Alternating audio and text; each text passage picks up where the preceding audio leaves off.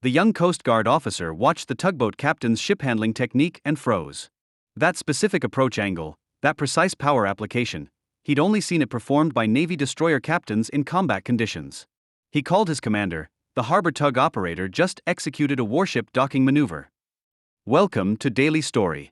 Before we dive into this extraordinary tale of maritime expertise and hidden naval command, tell us in the comments what city you're watching from today. And if you believe stories like these deserve to be told, hit that subscribe button to join our community. San Diego Harbor served as one of America's most strategically important ports, home to the largest naval fleet concentration on the West Coast. Aircraft carriers, guided missile destroyers, nuclear submarines, and amphibious assault ships shared the waterway with cargo vessels, cruise ships, and the dozens of tugboats that guided these massive ships through channels where a single navigation error could cause catastrophic damage. The harbor operated 24 hours daily, with a complex choreography of vessel movements coordinated by port authorities, naval operations centers, and the skilled tugboat operators who provided the muscle and precision required to move ships weighing tens of thousands of tons through spaces that offered mere feet of clearance. Captain Rachel Torres operated the tugboat Pacific Guardian, a 4,200 horsepower vessel designed to push, pull, and guide ships through the harbor's most challenging approaches.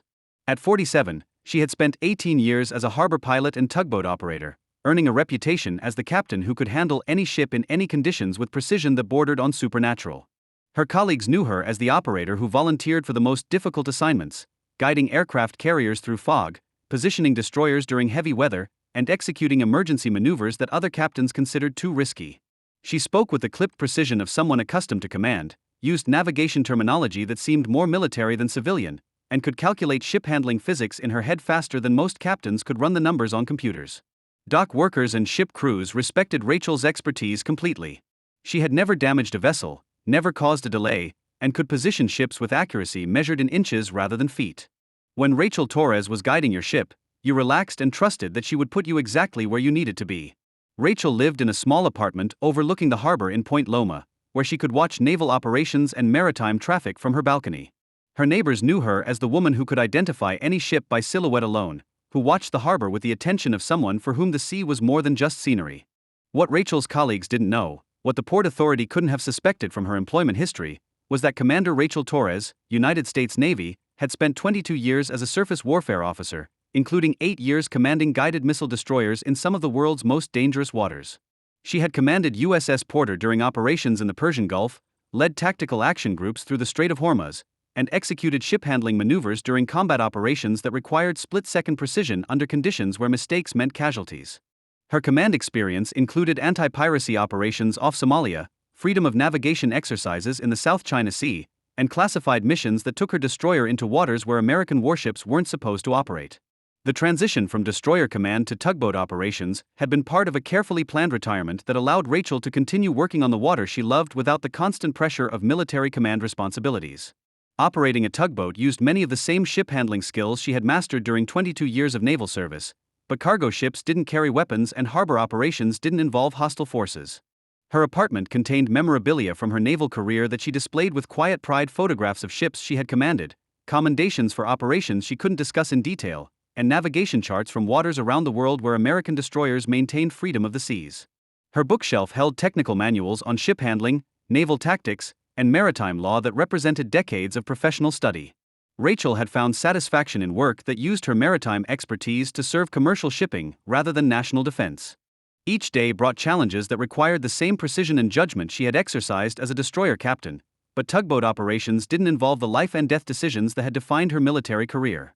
The morning of November 14th started with routine harbor operations, a container ship arriving from Hong Kong, a cruise ship departing for Mexican waters, and the usual collection of naval vessels conducting training exercises in the harbor's military section. Rachel was guiding a cargo ship to Pier 27 when she noticed unusual activity around the naval piers where destroyers were moored. The USS Michael Monsoor, an Arleigh Burke-class guided missile destroyer, was preparing for departure when Rachel observed black smoke emerging from the ship's exhaust stacks, an indication of possible propulsion problems. She completed her current operation and was returning to the tugboat pier when her radio activated with an emergency call. All harbor vessels, this is port operations. USS Michael Monsoor has experienced complete propulsion failure and is adrift in the main channel.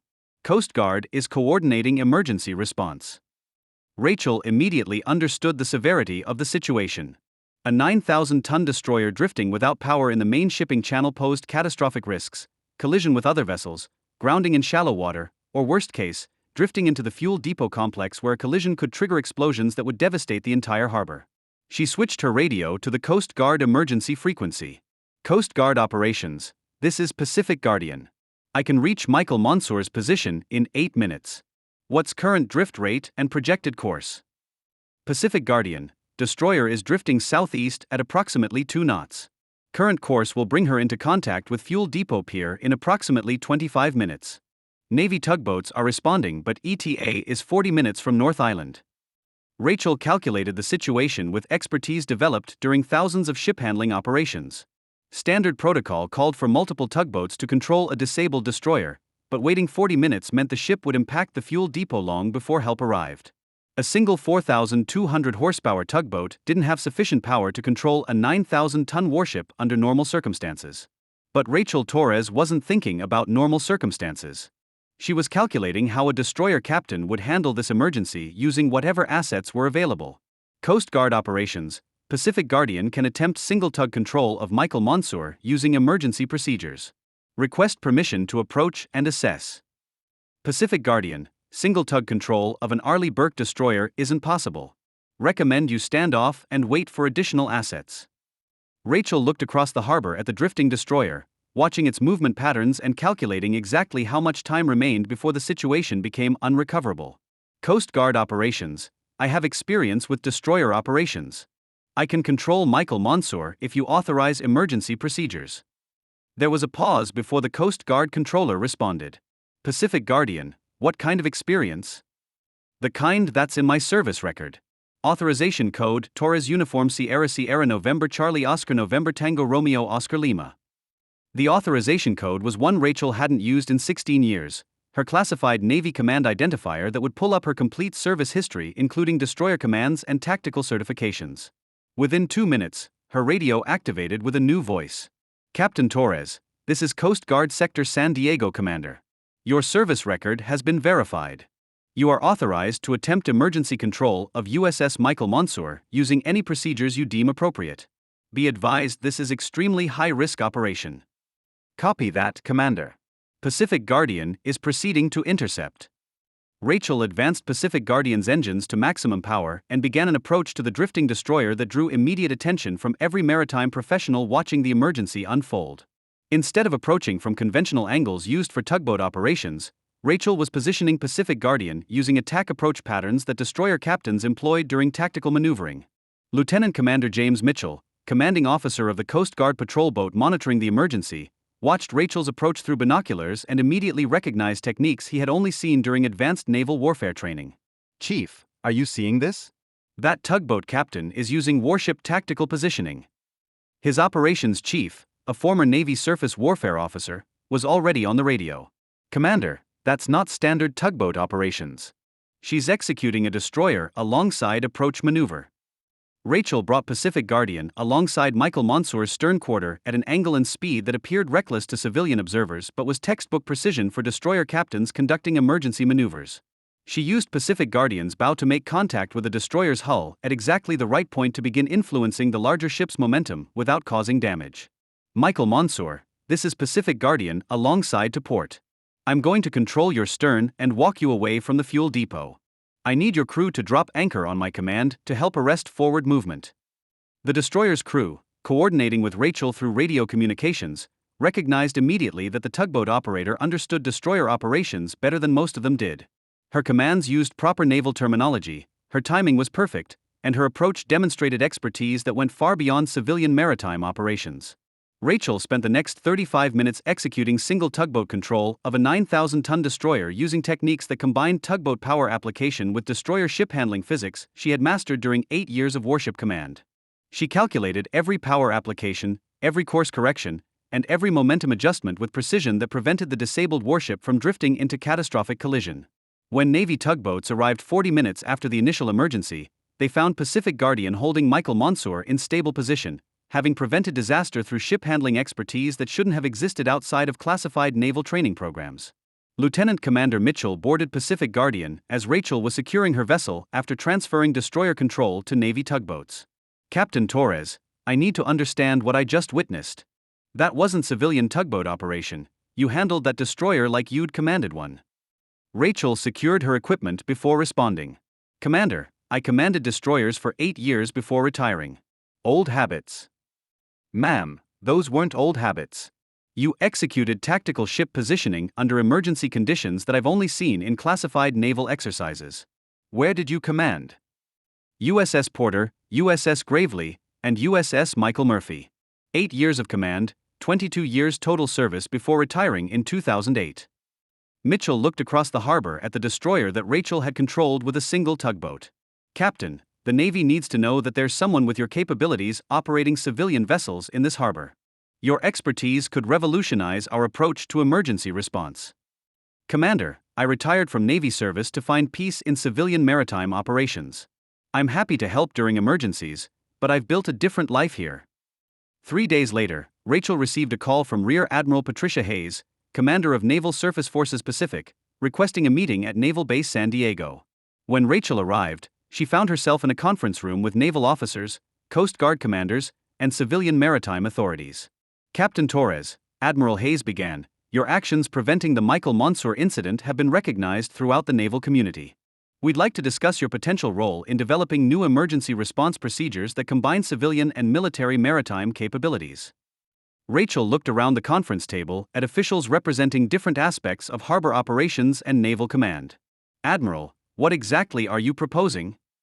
A liaison position that allows you to continue civilian tugboat operations while providing expertise and training for emergency scenarios that require both civilian maritime skills and military ship handling experience. Your unique background makes you the only person on the West Coast with qualifications for this role. What would this position entail? Admiral Hayes displayed a presentation showing statistics on harbor emergencies, disabled naval vessels, and situations where civilian-military maritime coordination had failed due to lack of shared expertise. We experience approximately 15 serious harbor emergencies annually involving naval vessels in conditions where civilian tugboat operators lack understanding of military ship capabilities, while Navy personnel don't fully understand civilian maritime operations. Your expertise bridges both worlds. Rachel considered the proposal while watching harbor operations through the conference room windows. She had spent 16 years building a civilian maritime career that allowed her to use her ship handling skills without the responsibilities of military command. But the Michael Monsoor incident had demonstrated that her destroyer command experience could prevent disasters that neither civilian nor military operators could handle alone. I'll accept a consulting role that allows me to continue operating Pacific Guardian while developing training programs and emergency response procedures. But I want to maintain my civilian captain status. I'm not returning to military command. 6 months later, Captain Rachel Torres was still operating the tugboat Pacific Guardian in San Diego Harbor, but now the vessel was equipped with secure communication systems connecting directly to naval operations centers and Coast Guard command facilities. Her tugboat had become a bridge between civilian maritime operations and military naval capabilities, providing emergency response expertise that combined both worlds. Rachel had established training programs where civilian tugboat operators learned basic principles of naval ship handling, while Navy crews studied civilian maritime operations and the capabilities of commercial tugboats. Her emergency response protocols had been adopted throughout the harbor, creating coordination procedures that dramatically improved response effectiveness. The harbor pilot who civilians knew as the expert tugboat operator was also the naval commander who ensured that America's most important West Coast port could handle maritime emergencies that required expertise existing in very few minds. Rachel had learned that retiring from military command didn't mean abandoning naval expertise. It meant finding ways to use that knowledge to protect both civilian and military maritime operations while maintaining the peaceful career she had built in water she loved. Her work had revealed something that naval planners had missed. Some of the most valuable military expertise resided not in active duty personnel, but in veterans who had chosen civilian careers while maintaining skills that could bridge worlds and prevent disasters that traditional systems couldn't address alone. The tugboat captain who moved cargo ships through the harbor was also the destroyer commander who could save naval vessels when emergencies required capabilities that existed at the intersection of civilian maritime operations and military naval command. Sometimes the most important military capabilities are preserved by people who choose civilian careers but remain ready to deploy expertise that spans both worlds when missions require skills that can't be easily replicated or quickly developed. Rachel Torres had discovered that true naval service meant using ship handling expertise wherever it could prevent disasters.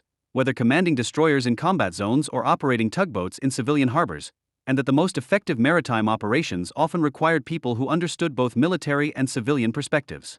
The harbor that relied on her civilian expertise was also protected by her military experience, creating security that neither traditional naval forces nor civilian maritime operations could provide alone. So now I ask you, have you ever known someone whose professional competence seemed to exceed what their current job required? Someone who handled complex situations with expertise that suggested much more demanding command experience? Share their story in the comments below.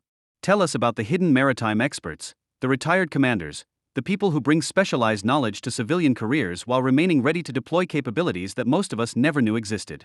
And if this story moved you, if it reminded you that protection often comes from people working in unexpected roles while maintaining expertise from careers most of us can only imagine, hit that subscribe button and join the Daily Story community. We're here to honor the maritime professionals, the naval commanders, the people who serve communities through civilian careers while preserving capabilities that protect us in ways we rarely recognize until emergencies reveal the extraordinary expertise hidden in ordinary jobs. Thank you for watching, and remember, the next time you see a tugboat operator, harbor pilot, or maritime professional handling ships with unusual precision, look a little closer. You might be watching someone who has spent decades mastering skills at the highest levels of naval command, now serving communities through work that appears routine but contains depths of expertise that could save lives when circumstances demand capabilities that exist in very few people.